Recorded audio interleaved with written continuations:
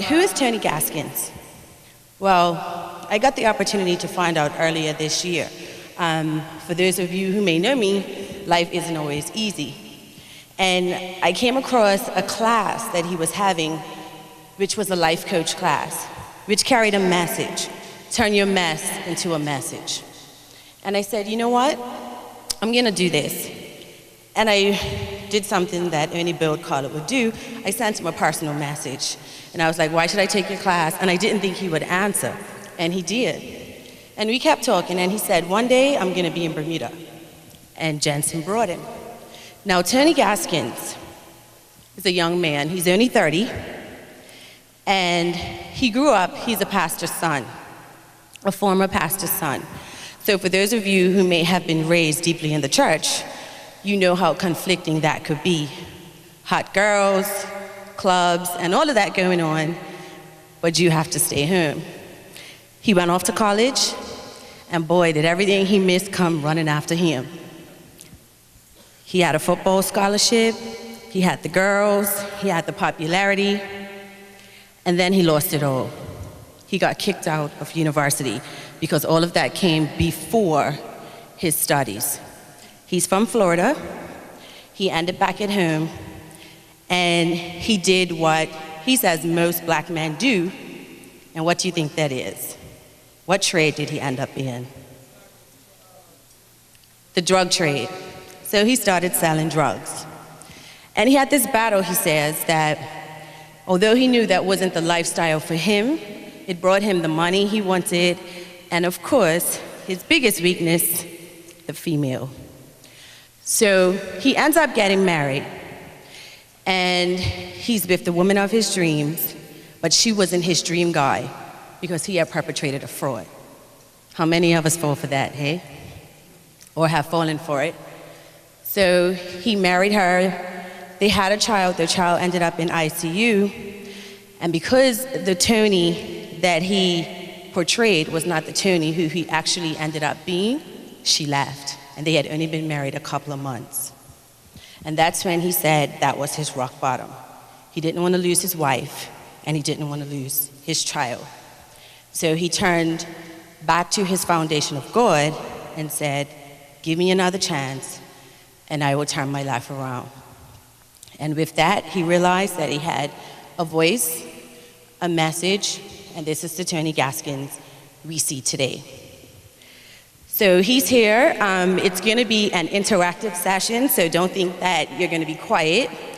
He's not going to just preach and talk to you. He wants to hear from you as well.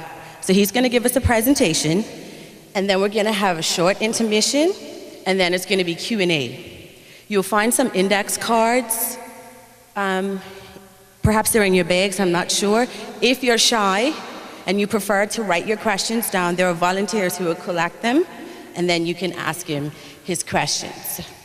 So without further ado, I'd like to introduce to you Mr. Tony Gaskins, Jr.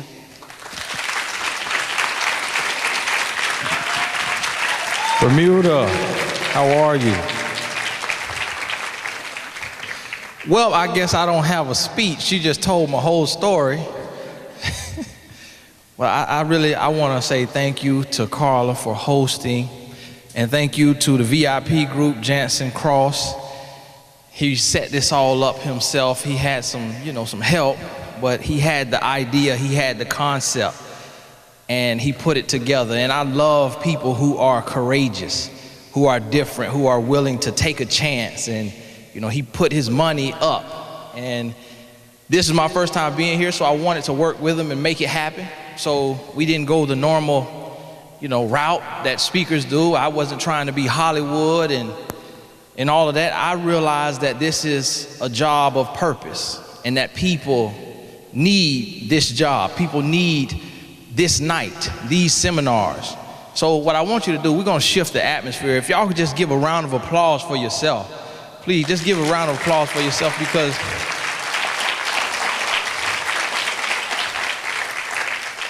it means so much. It means so much because you know how on an island, a lot of people know everybody's business. A lot of people know your business. You know, you make a mistake, and next thing you know, you walking somewhere and people looking at you. And a lot of people like to look at other people's lives and point out their problems. Oh, they got this going on. I heard it. I heard. But then we really don't like to look in the mirror. And see, it's tougher here because it's a smaller population. Whereas, you know, me being in the States, in Florida, I mean, you know, it's all them people. You feel a little bit more security. But here, it's tougher. So I really commend you for saying, you know what, I love myself enough to make a deposit. And see, this is what's rare. And I don't like doing big crowds. When I tour the world, and all throughout the States, I cut off the ticket sales at 100 or 200, depending on the city. And the reason why is because I like it to be an intimate setting so that we can have a Q&A, so that we can have some real talk. But also, I realize that not everybody is positioned in a place in their life that they are ready to receive. And see, that's where the world changers come in. So it takes this small group here tonight to shift the culture in Bermuda, to take and set a new standard of love and relationships. And what happens is it trickles down. See, I went from feeling insignificant and feeling like a nobody and like I couldn't make a difference. And today at 30 years old, just through Facebook alone, I reached 30 million people. If I don't post at all for the entire week, my posts reach 10 million people just from people going and sharing those posts. And you look and you say, well, who are you? And people ask me all the time, what makes you an expert? And I say, did I say I was an expert, or did you call me an expert? Because I never said expert. That's not in my bio. But a lot of times people give you that label. See, what I am is a messenger. Somebody who's turned my mess into my message. Let my pain birth my purpose. And I think a lot of times we're afraid to do that, and we don't realize that if we can look in the mirror, if we can stop pointing the blame, and we can look in the mirror and we make changes, when we change us, when we change ourselves, we begin to change our environment. And if you want to do it seriously, like really want to help, you can change the world. So here I was, this young man. I failed oral communications class. So I want you to understand that today while I'm standing here. In college, I failed oral communications because I couldn't give a 2-minute speech talking to 15 people in a classroom. So I want you to understand that I didn't dream of standing on a stage like this. See, a lot of times our calling chooses us. We don't choose it. See, some people just came and some people were called. See, I was called and I had to accept that call. So I say that to say that tonight I want us to really have some real talk and realize that there's some things, it's a channel, and I just use myself as a vessel to be a channel, because I was able to find some things out. I was able to learn some things about life that changed my life. And we think love, we think relationships. We just think relationships. But see, love starts with yourself. And love, when you love yourself and when you really learn what loving yourself really means, that might mean that you may be 50, 55, 60 before you meet your life's partner. But we get in a rush and we're so ready, and then we get into something and then we end up settling. And either we settle and we allow that person to dog us out, or we feel like our back is against the wall and we began to dog them out. And a lot of times it becomes a battle between two people trying to gain ground. Who's gonna be the head? And we think the other person is the tail instead of being the backbone, the support system, and both people submitting and supporting one another. and it becomes a battle. But see, I learned some things along the way, and that's what we're going to talk about tonight. And it brought me to the point. I'm going on 8 years of marriage, and I got started early. I got married at 23 years old, and I'm going on 8 years of marriage. And sometimes I see people say, oh, I've been married 20 years. I said, that don't mean you're happy. If you could have been at year 2 fed up with your partner, and you just been going along to get along the last 18 years. But see, I'm not just surviving in my marriage, I'm thriving in my marriage. And it took 2 of us. It took 2 of us working. And after year 2, we had gotten the blueprint. So for me, year 2 felt like year 50, because now we had the blueprint so that we can move forward peaceful and happy. And it's been over 5 years since my wife and I have had an argument, and we talk every day, an hour or more.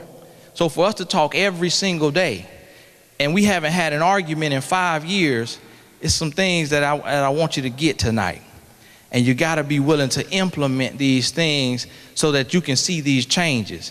But realize that this self-love, a lot of times with self-love, what that means is that when you start loving yourself, if the people around you, friends, family, your spouse, boyfriend, girlfriend, if those people around you can't love you the way you love yourself, that means walking away.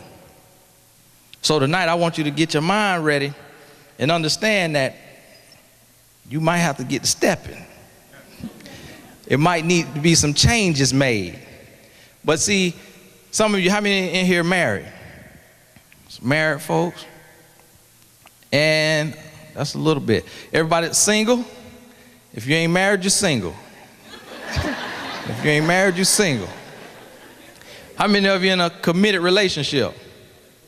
Committed relationship, to the best of your knowledge. Okay.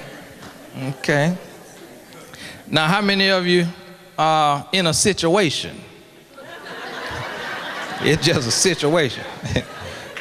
Got a lot of people don't want to admit that. We don't want to talk about them situations. Now, see, for those of you who are married, or those of you who are in a relationship, and your partner couldn't make it tonight for whatever reason, we'll say they had to work or watch the kids. We don't want anybody to believe they just aren't committed and didn't want to come out. We don't, they had to work.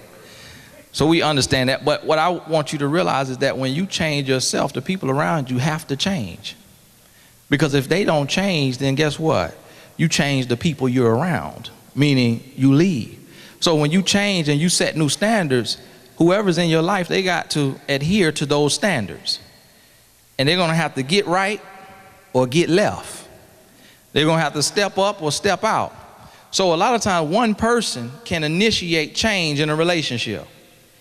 If you make a change and you make a decision to hold fast with that change. And that's what changed my life. Now, anybody in here ever been hurt, been heartbroken? Been heartbroken? Raise your hands. Anybody care? You're not shy. You can tell me what broke your heart. You in the front row. You up here in the front row. Had a little heartbreak. Now tell me about this heartbreak, because you're a very beautiful young lady. Tell me about this heartbreak. There's too many to talk about. Just tell us about the last one. What did he do? Did he cheat on you? No, it's what he didn't do. What he didn't do. What didn't he do? Lots of stuff. Did he know how to communicate? Yeah, that's one of the things. Did he shut down in the relationship? Yep. Did he cheat? Maybe. So you left without knowing? You never really know unless you know. So she said she wasn't going to stick around to find out. And we got any heartbreaks in the first, anybody ever been hurt? Anybody in here still hurting? You still feeling a little pain from your last relationship? Everybody lying. Yeah, I see the hand go up. Now talk to me about some pain that you've experienced before.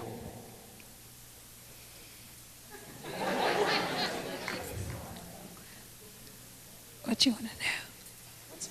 You know what hurt? You know what happened? What caused the pain? I guess having expectations, having more expectations than that person could give. So you had some standards, and the standards weren't met. Now, was it some cheating in there? I don't know. So is y'all just turning the blind eye to this cheating? Because from what I know, women usually know. Any ladies in here have been cheated on? We got something to tell the truth. Now, are you single, married? Single, And you've been cheated on before? of course. She said, of course. Okay. So right now you're single. What caused you to leave your last relationship?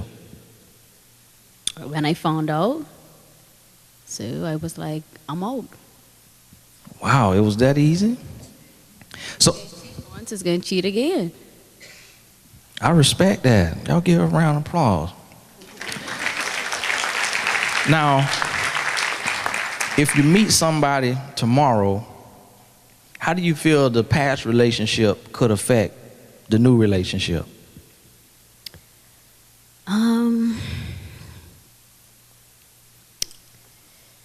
If I don't, I would have to let go of that whole thinking of this new guy cheating on me in order for me to move on in this new relationship. Yes, that's good. She's right. See, she said the key right there, and I think that's what happens a lot of times is that we've all experienced pain.